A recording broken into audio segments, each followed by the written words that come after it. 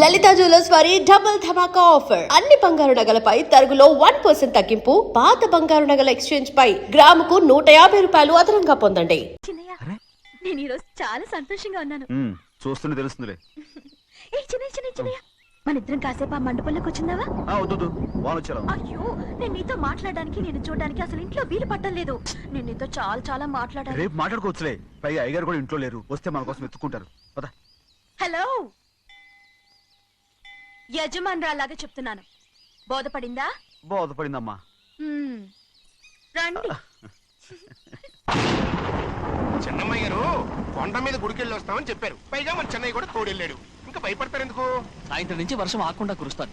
మధ్యలో car repair ఏదైనా అయింటే ఎందుకైనా మంచిది ఒకసారి వెళ్ళి చూసేద్దాం. రైట్, నువ్వు వెళ్ళి బండి తీ. అలాగనే.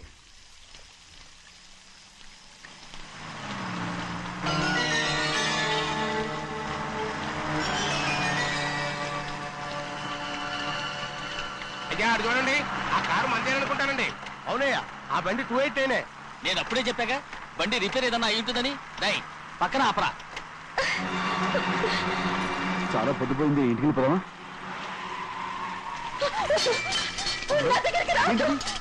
నువ్వు కావాలని కారు రిపేర్ అని అబద్ధం చెప్పావు. లెక్క పెడుతున్నావా? నేనా? అమ్మడు ఏంటి తమ్ముడు? నేను పిచ్చి పట్టిదా? నీకే మంట వచ్చి పట్టింది. నా ప్రాణం పోయినా నీకు లొంగను. ఏంటి తమ్ముడు నువ్వు చేసే పని? ఏంటి తమ్ముడు? ఎవరైనా చూస్తారు కట్టు తమ్ముడు. ఏం చూసారు? భయపడ్డావా? ఎవరైనా వస్తారా? చెన్నయ్య,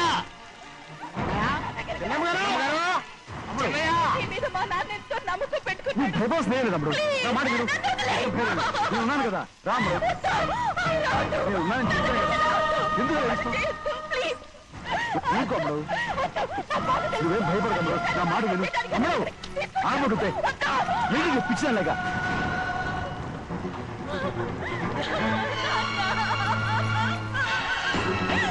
ఏంటమ్మా ఇది? చెప్పమ్మా, చెప్పు. కారు రిపేర్ చెప్పి నన్ను మండపంలోకి తీసుకొచ్చాడు. వర్షం పడుతుంది, కారు రిపేర్ చేయలేమని ఇక్కడే ఉందామని నన్ను అదోలా చూశాడు. నాకు చాలా భయం వేసింది. ఏం పర్వాలేదు, నడిచేదే వెళ్ళిపోదాం నేనంటే, నువ్వు విదేశాలు చదువుకుని వచ్చావు, ఆ మాత్రం అర్థం చేసుకోలేవా? ఈ ఒక్క రోజుకి అని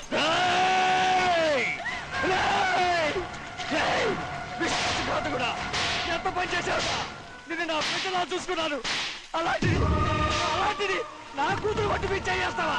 నువ్వు మనిషివి కాదురా, నువ్వు మనిషివి కాదు. రాక్షసుడివి, తల్లిపాలు తాగి నమ్ముకుంటే నీచుడిరా. నాకే వచ్చిన నయమంచుకుడు. ఒరే ద్రోహి, ఇవాళ నుంచి నేను చచ్చిపోయాను అనుకోరా. ఇక నా ఇంటి గడప తొక్కతో. నిన్ను ఎలా పెంచాను రా?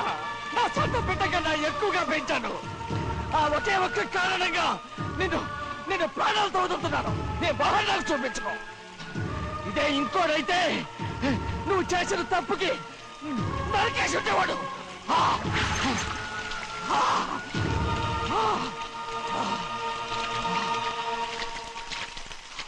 పదమ్మా, రే రండా.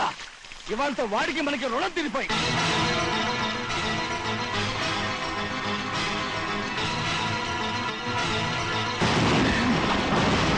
చిన్నబ్బాయి వద్దు, చిన్నబ్బాయి వెళ్ళొద్దు. నా మాట విను. 2 కుటుంబాలు కలవబోతున్నాయి. వద్దు చిన్నబ్బాయి. చిన్న వెళ్ళ చిన్న, నా మాట విని చిన్న వెళ్ళ చిన్న. ఆగో, ఎక్కడికి వెళ్తున్నావు? ఒక నౌకరేదవా నా అక్క కూతురు ఒంటి మీద చెయ్యేశాడని తెలుసు కూడా నన్ను నోరు మూసుకుని కూర్చోమంటావా? అటు తప్పుకున్నాయా? వాడి కాలో చెయ్యం నరకందే నేను నిద్రపోను. నరికేస్తే నీ పక్క చల్లారిపోతుందా? అందుకని పరువు పైన పర్వాలేదని చేతులు ముట్టు కూర్చోమంటావా? పొర్రుందిరా నీకు? వాడిని చంపేసి జైలుకెళ్ళి కూర్చుంటావా? పర్వాలేదు, జరిగింది విని గాజులు తొడుక్కుని కూర్చోవడం కంటే అదే మేలు. ఊళ్ళో నలుగురు చేత మొహం మీద ఉమ్మయించుకోవడం కంటే జైలుకెళ్ళడమే మేలు. తప్పుకో. వద్దు బాబు, నేను చెప్పేది కొంచెం విను. మా నాన్న చిన్నయ్య నెత్తి మీద పెట్టుకుని ఊరేగాడు. ఇప్పుడు ఆయననే నిజం తెలుసుకుని బయటకు గెంటేశాడు. ఆ శిక్ష వాడికి చాలు. కానీ మీ చెల్లెలు పరువు పోయిందే, దానికి కారణమైన వాడిని నేను ఊరికే వదిలేయాలా? నువ్వు వాడిని నరికేస్తే జరిగింది మాసిపోతుందా? పోదు, కానీ కోపం కొంచెమైనా తగ్గుతుంది కదా. 2 రోజులు ప్రశాంతంగా ఉంటే అన్ని కోపాలు పోతాయి. అవును, నువ్వు కూడా 15 సంవత్సరాలుగా ప్రశాంతంగానే ఉన్నావు, కానీ మీ నాన్నకి నీ మీద కోపం పోనేలేదే. అలాగే నేను కూడా. తప్పుకోవద్దు.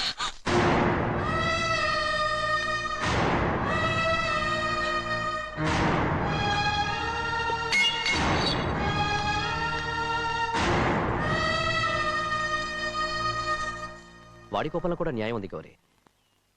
ఎవడో చేయేసిన దాన్ని ఎవడు చేసుకుంటాడు చెప్పు? న్యాయంగా చూస్తే వాడు చేసుకోవాల్సిన పిల్ల. వాడు మనతో పాటు చిన్న వయసులో వచ్చేసాడు కాబట్టి ఆ కుటుంబానికి విరోధయ్యాడు. పోన్లే, తను నాకు మర్యాద ఇవ్వకపోయినా నీకైనా ఇచ్చాడు. అచ్చా రే మణిదీరా. ఎందుకయ్యా చెన్నై అడగాలి? కలుపు తీయడానికి ఎంతమంది కూలీలు కావాలో చెన్నైకే తెలుసండి. శనక్కాయలు ఏ కుట్లో అమ్మాలో చెన్నైకే తెలుసండి. జొన్న చేనుకు మందు కొట్టారో లేదో చెన్నైకే తెలుసండి. అయ్యా మరి నేను వెళ్ళొస్తానండి. ఎక్కడికి వెళ్తున్నావు? చెన్నై దగ్గరికండి. ఎందుకు? అదేనండి, కౌలు డబ్బులు ఎవరెవరి పేరుతో ఏ ఏ బ్యాంకుల్లో వేయాలి, ఈ దివాణానికి కావలసినటువంటి వస్తువులన్నీ ఎక్కడ కొనాలి, ఇవన్నీ చెన్నైకే తెలుసండి. అడిగి తెలుసుకుందామని బయలుదేరా. ఏంటయ్యా ఇన్ని రోజులు ఇవన్నీ చెన్నై చూసుకుంటుంటే మీరందరూ ఇంట్లో తిని కూర్చుని ఏం చేస్తారు? గాడిదలు కాస్తున్నారా? చే ఇది ఇల్లా సత్రమా? అబ్బా నువ్వు ఉండబోయా, నేను చెప్తున్నాను కదా. వంటింట్లో ఏమేం చేయాలో ఎంతెంత చేయాలో తెలియక అందరూ ఖాళీగా కూర్చున్నారు. 2 రోజుల నుంచి చెన్నై పళ్ళకు రావట్లేదంటగా. వెంటనే డ్రైవర్ పంపించి చెన్నైని పిలిపించండి. 2 రోజులుగా నువ్వు ఎక్కడికి వెళ్ళావు? సముద్రం ఎలా ఉంటుందో చూద్దామని వైజాగ్ వెళ్ళానండి. వెళ్ళా సముద్రంలో అయ్యా. గోవిందయ్య, అయ్యా ఈ లెక్క చూసి పంపించు. అలాగే నీకు లెక్క చూసి కదా డబ్బులు ఇవ్వాలి. మరి ముందే అయ్యా అయ్యా అయ్యా అంటూ ముష్టోళ్ళగా చేయి చెప్తావిట్రా. నువ్వు ఎప్పుడు వచ్చావు, నీకు ఎంత ఇవ్వాలి చెప్పు. గుమ్మస్తా మీరా నేనండి. మీకు లెక్కలు తెలియకపోతే వెళ్ళి చెన్నై గారిని అడగండి. ఏంట్రా డబ్బా ఇస్తున్నావా? నన్ను ఉద్యోగం అనేది వెళ్ళిపోమన్నారు కదా. అంటే ఏడుస్తావిట్రా. ఎక్కడికి వెళ్ళాలో ఎలా బతకాలో తెలియక ఏడుస్తుంటా. సరే ఏడో ఒక. ఇప్పుడు మా ఇల్లు చూసుకోవడానికి ఎవరు లేరురా. నా కూతురు కూడా ఇక్కడే పని చేస్తుంది. మరి నువ్వు మా ఇల్లు జాగ్రత్తగా చూసుకుంటావా? అలాగేనండి. నేర్చుకున్నాడు. ఈ ఉద్యోగం పర్మనెంట్ కదండి? అది నీ నరకం మీద ఆధారపడి ఉంటుంది. అంతే కదా. ఆ.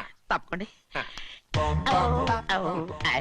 ఎలా ఉంది? అదేంట్రా నరాలు తగినట్టు నడుస్తున్నావు? బాలేదా? ఆ. ఇంకోటి నడుస్తాను. ఎలా? నువ్వు పర్మనెంట్ గా టెంపరవరీయే. అమ్మా, చెన్నైని ఇంట్లోంచి బయటికి పంపించినంత మాత్రాన నీ ఆత్మ శాంతించదని నాకు తెలుసమ్మా. త్వరలోనే అక్కయ్యని నాన్నని కలిపి మన 2 కుటుంబాలని ఒకటి చేస్తాను. వెనక ముందు చూసుకోకుండా గొడ్డను బాదినట్టు బాధేశారు. కూతురు ఏం చెప్తే అది నమ్మేటమేనా? అసలు ఏం జరిగింది, ఎలా జరిగిందని ఒక్క మాట అయినా అడిగాడు ఆ పెద్ద మనిషి. పోనీ నువ్వైనా చెప్పలేకపోయావేంటి?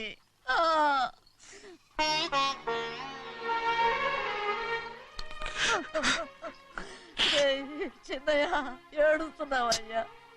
పెద్దయ్య కొట్టాడని బాధపడుతున్నావా? అబ్బే, పెద్ద కొట్టిన దెబ్బలు కాదని నేను బాధపడుతుంటా. ఈ నెలల్లో ఒక్కరోజు కూడా నేను ఆయన విడిచిపెట్టి ఉండలేదు. అలాంటిది 2 రోజులు అయిపోయింది ఆయన చూసి. అదే బాధగా ఉంది. బాధ ఇదే. చిన్నయ్య చూడు, ఎవ్వరికి కనపడకుండా పెద్దయ్య గారిని చూసిరారా, అప్పుడు నీ మనసు స్థిమిత పడుతుంది. లేదే, ఆయన తప్ప ఆయన తెలుసుకుని నాకు కబురు చేసేంత వరకు నేను ఆయన మొహం చూడను. ఆ దొంగ ముఖంది నీ మీద మనసు పడ్డట్టు నాటకం ఆడింది అనుకో. అది నీ యజమాని కూతురు అని తెలుసు కదా, నువ్వెందుకు మనసు పడ్డా? సిగ్గిడిసి తన అందరి ముందు పంపు సెట్ దగ్గర స్నానం చేస్తూ నా మీద పడ్డప్పుడు కూడా నేను మనసు పడలేదే. కానీ ఒకరోజు, అయ్యో ఏంటి తమ్ముడు మధ్యగానే పోయిందేంటి? పుస్తకాలన్నీ తగలబెడతావు, పైగా చదువుకో డిగ్రీ కాగితాలు కూడా మంటలు పడేస్తావేంటి? ఏమైంది నీకు? ఇదిగో మర్యాదగా మంటలవి. అవి నేను చదివి సంపాదించుకున్న డిగ్రీలు. వాటిని మంటల్లో వేస్తాను, చిప్పేస్తాను, నా ఇష్టం. అది అడిగే హక్కు నీకు లేదు. అవి మంటల్లో వేయకపోతే ప్రాణానికి ప్రాణంగా చూసుకుంటున్నావే మా నాన్న, ఆయన మీద ఒట్టు ఇలా ఇలా పడి చేస్తాను. వెయ్యి.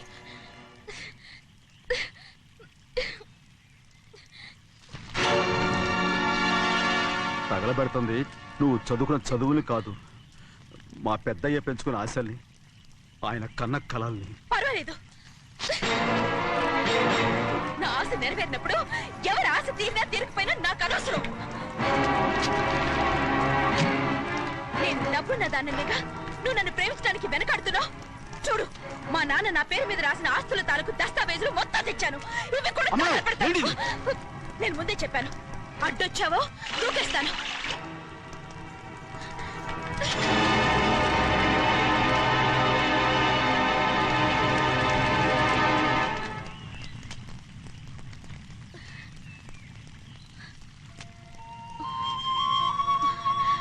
చూడు, ఇప్పుడు నేను ఒట్టి ప్రభావతిని. నాకు చదువు లేదు, డబ్బు లేదు. ఇప్పుడైనా ఒప్పుకుంటావా? మరి చిన్నపిల్ల మాడతావేటి? ఎన్ని చెప్పినా సరే నువ్వు మా పెద్ద కూతురువి. అలాంటిది నేను పెళ్లి చేసుకోవడం ఏంటి? మరి అర్థమైన మాడతావు.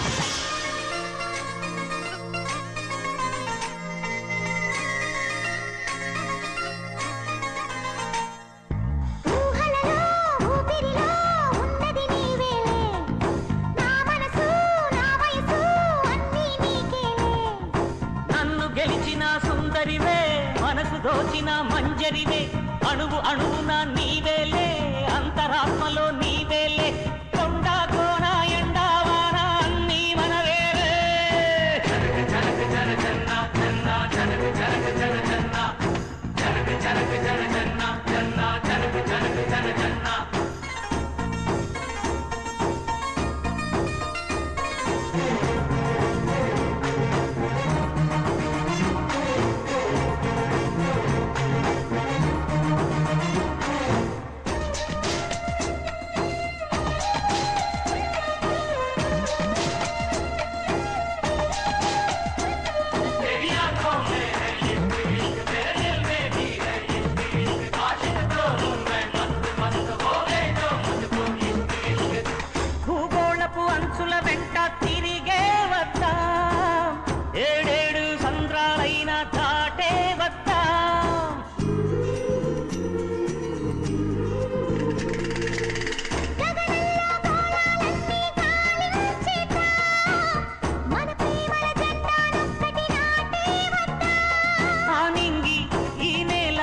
మనసేచకే మొయల్లలు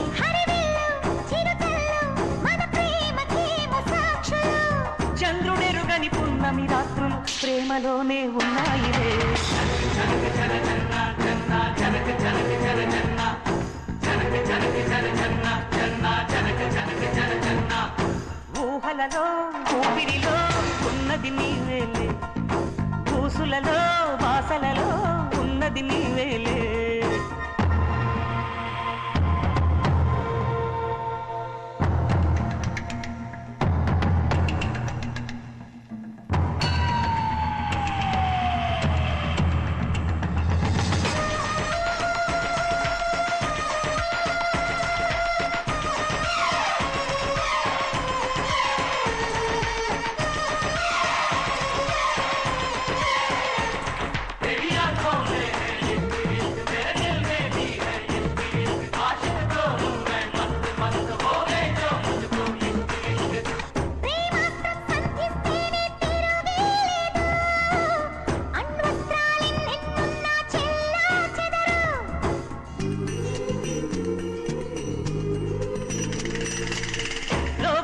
శాశ్వతమైనది ప్రేమేనంట ఆ ప్రేమకి కావలసినది మనసేనంట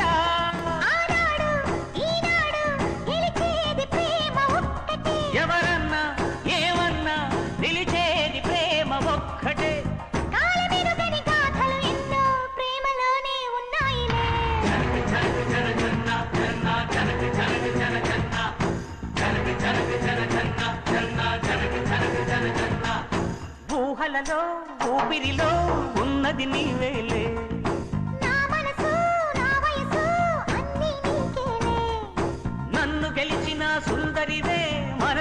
తాకిన మంజరివే అణువు అణువునా నీవేలే అంతరాత్మలో నీవేలే కొండ కోర ఎండ వార అన్నీ మనవేలే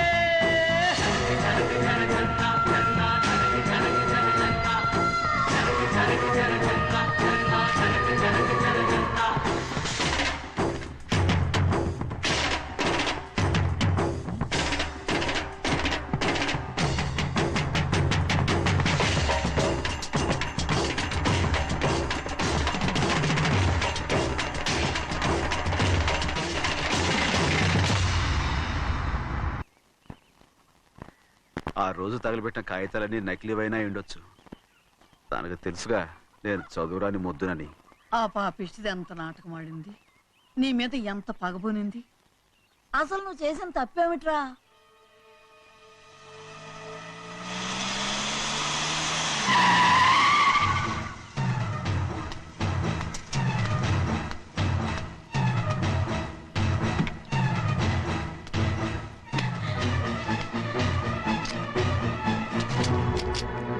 నేనా నీ వెంటబడి తిరిగాను?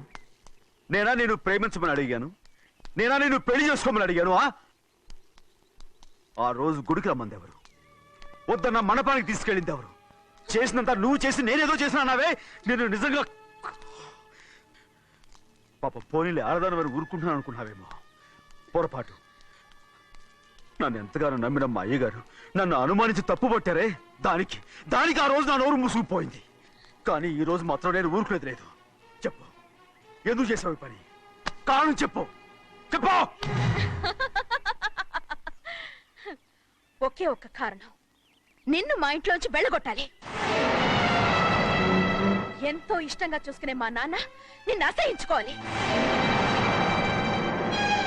మా అక్క కుటుంబం 15 సంవత్సరాల నుంచి మా నాన్నకు దూరంగా ఉండటానికి కారణం నువ్వు. అంతేకాదు, మా అమ్మ మాకు లేకుండా పోవడానికి కారణం కూడా నువ్వే.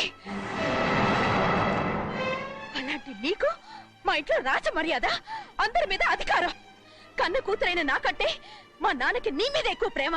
అందుకే నిన్ను ఇలా మోసం చేశాను, నమ్మించాను. అర్థమైందా? Good bye.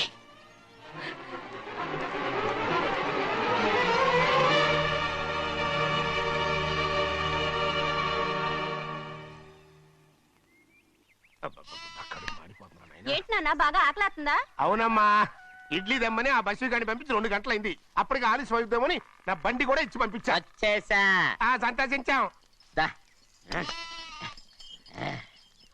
ఏంట్రా ఇంత ఆలస్యంగా చచ్చావు? మరి దీన్ని నడిపెత్తుకురావద్దేంటి? అదే నేనైతే లగెత్తుకెళ్ళి వచ్చేసేవాడిని. అంటే ఈ బండి నడపడం నీ చేత కదా? మరి ఎందుకు చేసుకెళ్ళట్టు? ఏమో మీరు తీసుకెళ్ళమన్నారు, కర్మ తీసుకెళ్ళాను. కర్మ. సర్లే, ఆకలి చచ్చట్టుగా ఉన్నా. ఇడ్లీలు ఎక్కడా? అదిగో మూటలో వచ్చేస్తున్నాయి. నోట్లో ఇడ్లీలు రావటం ఏంట్రా? రే, ఈయన నంబర్లే గానీ మూట దింపి ఇప్పి చూపించండి. అట్టగానండి. ఇన్ని ఇడ్లీలు తెచ్చావిడ్రా? మరి 494 రూపాయలకు ఆ మాత్రం ఇడ్లీలు రావేంటి?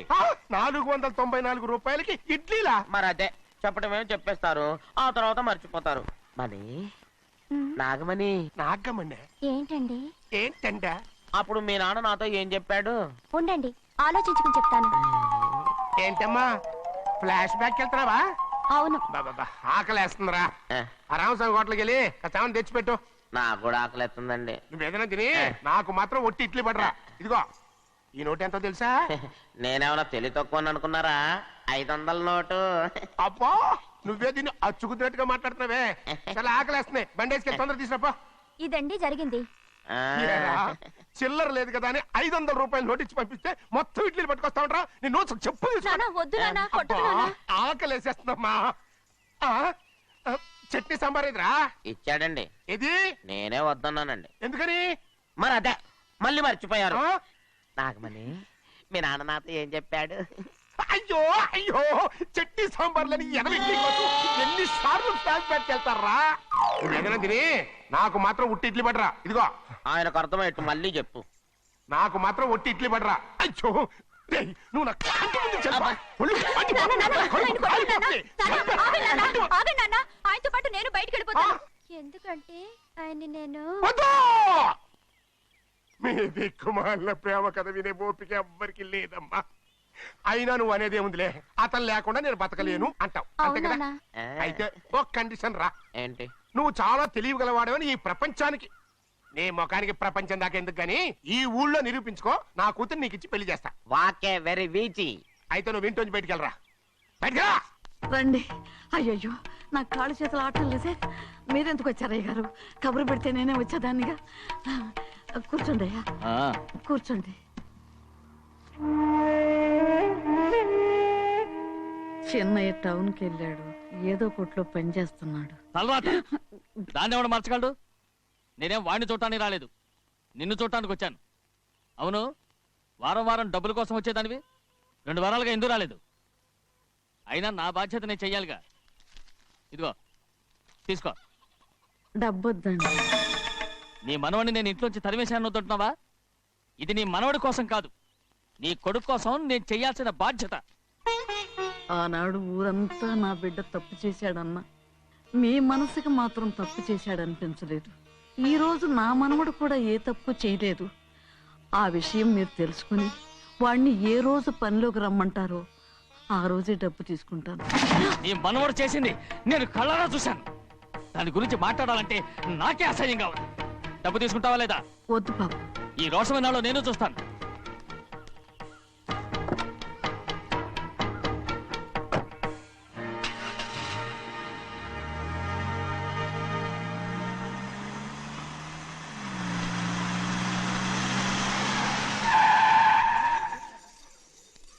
ఏంట్రా అందరూ ఇంట్లో పనులు మానేసి బయట కబుర్లు చెప్పుకుంటున్నారు? పెద్దమ్మాయి గారు అల్లుడు గారు మన ఇంటికి వచ్చారండి.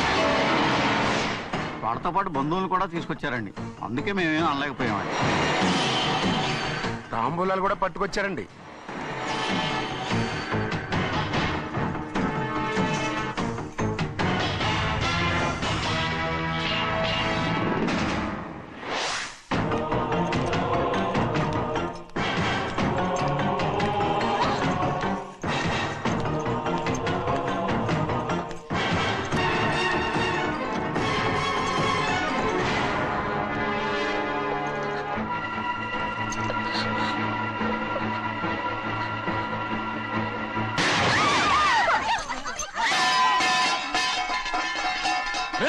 అయ్యా 15 ఏళ్ళైంది బంధాలు తెగిపోయి. ఎంత ధైర్యం ఉంటే మళ్ళీ ఈ ఇంట్లో అడుగు పెడతారు? ఎవరు రాయి గాడిదల్ని లోపల రానిచ్చింది? ముందు వీళ్ళందరినీ మెడబెట్టి బయటికి గెంటేయండి. నేనే వాళ్ళని రమ్మన్నాను. ఎందుకు రమ్మన్నావు? నా పెళ్లి గురించి మాట్లాడడానికి. నీ పెళ్లి గురించి మాట్లాడటానికి వాళ్ళెవరు? నా తోడ పుట్టింది, మీ కన్న కూతురు. దాని మెడలో తాళి పండే రోజునే ఆ వర్షం మారిపోయింది. తాళి కట్టించుకుని వేరే ఇంటికి వెళ్ళినంత మాత్రాన మీ కూతురు కాకుండా పోతుందా? ఈ విత్తనవాదం వద్దు. రమ్మని చెప్పి నువ్వే వాళ్ళని పంపని చెప్పు. అంత కాని పని మేమేం చేశాం బావా? ఇంకోసారి బాగా అంటే మర్యాద తక్కదు. మీ చిన్న కూతురు పరుగు పోయినప్పుడు ఏమైందో ఈ మర్యాద? అది నా సొంత విషయం రా. నాకు సొంత విషయమే. ఏంటో నీ సొంత విషయం? అక్కడ నిలబడింది అది నా అక్క కూతురు, చేసుకునే హక్కు నాకుంది. అందుకే పిల్లని అడగడానికి వచ్చాం. చెప్పు తీసుకొడతాను. మీ అక్క పోయిన రోజునే ఆ బంధాలు తెగిపోయాయి. నా కూతుర్ని ఎవరికి కట్టబెట్టాలో నాకు బాగా తెలుసు. కానీ నా పెళ్లికి నా ఇష్టం కూడా ఉండాలి నాన్న. ఓహో, వీడిని ఇష్టపడ్డావన్నమాట పెళ్లి చేసుకోవటానికి. కాదు, తల్లి ప్రేమకి ఎలాగో నోచుకోలేకపోయాను. అట్లీస్ట్ ఆ ఇంటికి కోడలుగా వెళ్ళి అక్కలోనైనా అమ్మని చూసుకుందామని ఆశపడ్డాను. నీ ఆశ నే బతుకున్నంత కాలం తీరదు. ఎందుకు తీరదు?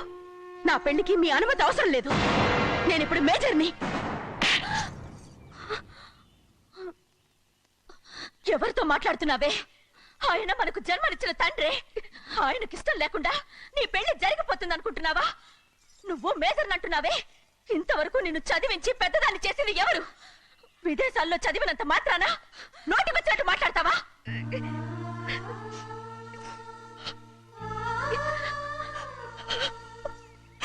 నన్ను క్షమించండి నాన్న. ఎలాగైనా మన కుటుంబం కలవాలనే ఆశతో దాని మాటలు వినే ఇక్కడికి వచ్చాం. మీ ఇష్ట ప్రకారమే ఎవరికైనా ఇచ్చి పెళ్లి చేసి దాన్నైనా చివరి దాకా మీతోనే ఉంచుకోండి.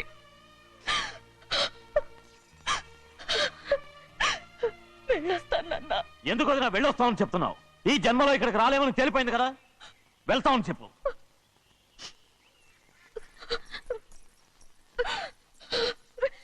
గోవిందయ్య, అయ్యా ఈ దరిద్రాన్ని బయటపడే. అలాగేనండి. నన్ను క్షమించండి నాన్న. ఊరుకోమ్మా, ఏదో తెలియక చేశావు, పర్వాలేదు. Rave rave